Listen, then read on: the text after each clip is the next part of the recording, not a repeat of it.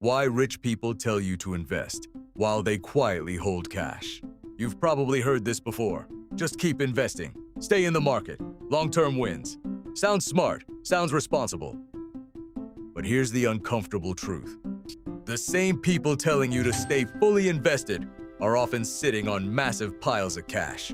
So what's really going on? Are they smarter than you, or just playing a different game? Let's break this illusion. Publicly, wealthy investors preach, time in the market beats timing the market. Buy the dip. Stay invested no matter what. But privately, they increase cash positions, sell into strength, wait patiently on the sidelines.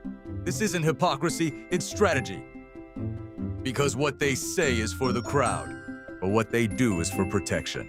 Most beginners think cash is useless. It's losing to inflation. Wrong. Cash is optionality. Cash means you can buy when others panic. You don't have to sell during crashes. You control timing, not the market. Rich people don't see cash as doing nothing. They see it as stored opportunity. This is where it gets interesting. Markets need participants. If everyone held cash, prices wouldn't rise, liquidity would dry up, momentum would disappear. So the system rewards those who stay invested. But the smart money rotates quietly. When you hear, this is a great long-term entry, don't try to time the market. Ask yourself, who is selling to you right now? The biggest mistake retail investors make? Thinking they're playing the same game as the wealthy. They're not. Rich investors have multiple income streams, insider-level data and analysis, access to private deals, the ability to move markets. You have limited capital, emotional pressure, one portfolio. So when they say, stay invested, it's because they can afford to wait. Can you? Wealthy people care less about making money and more about not losing it. Holding cash reduces volatility, protects downside, gives psychological control. They're not chasing returns.